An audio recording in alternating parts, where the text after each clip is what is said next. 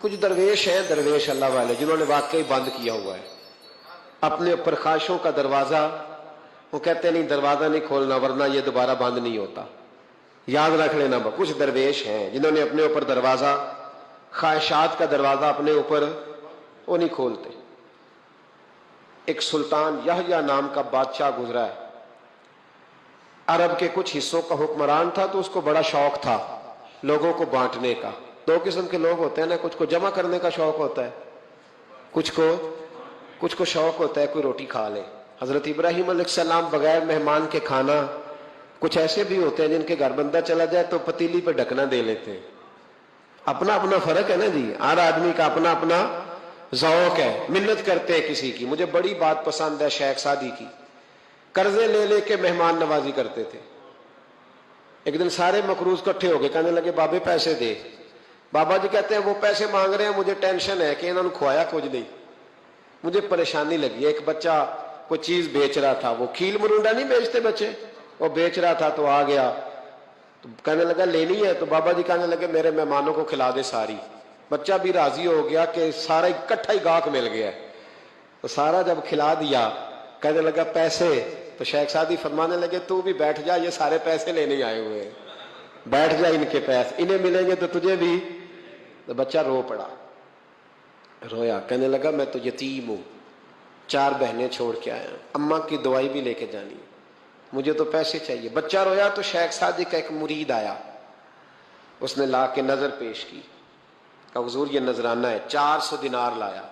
تو حضرت سعدی نے سب کو دیے، بچے کو بھی دیے، سب لوگ چلے گئے۔ تو ان قرض لینے والوں میں سے ایک بندہ سمجھدار تھا، حضرت سعدی کے پاس آ کے کہنے لگا بابا سمجھ نہیں آئی، ہم برسوں سے لینے آ رہے تھے، مل نہیں رہے تھے، کتنے مہینوں سے مانگ رہے ہیں نہیں مل رہے تھے، آج فٹافٹ مل گئے۔ تو شیخ سعدی بزرگ تھے نا، تو بزرگوں والی بات کر گئے، کہنے لگے تم میں رونے والا کوئی نہیں تھا نا، پوری مجلس میں ایک بھی رونے والا ہو تو سب کا کام بن جاتا ہے۔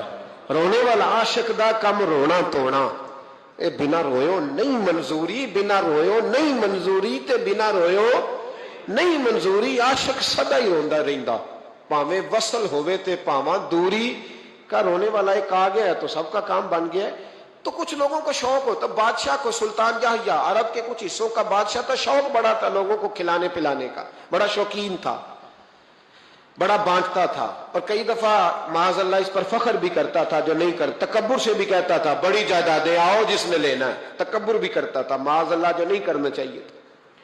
ایک دن جامع مسجد کے باہر کھڑے ہو کے نا بانٹنے لگا، کوئی فقیر آیا تو ایک مٹھی بھر کے اشرفیاں دے دی، کسی کو سونا دے دیا، کسی کو چاندی دے دی۔ ایک درویش بابا جی کونے میں بیٹھے ہوئے، اسی کسی دے کچھ بھی نہیں لگ دے، کوئی ضرورت نہیں، کونے میں بیٹھے۔ آپ یقین کریں، آپ تھوڑا سا رخ ادھر کریں، دنیا پیچھے پیچھے ہو جاتی ہے۔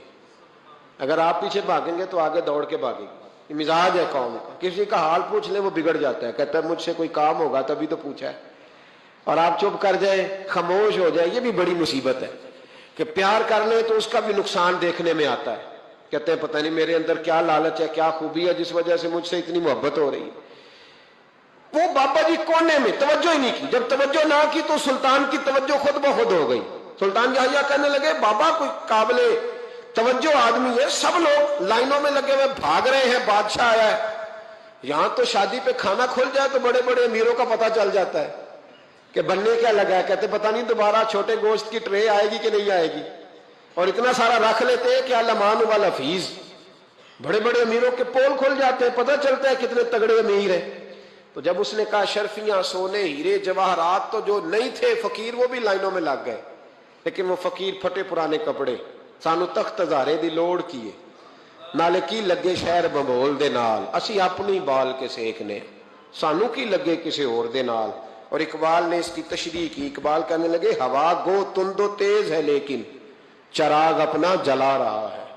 ہوا گو تند و تیز ہے، تیز ہوا میں چراغ نہیں جلتے، ہوا گو تند و تیز ہے لیکن چراغ اپنا جلا رہا ہے۔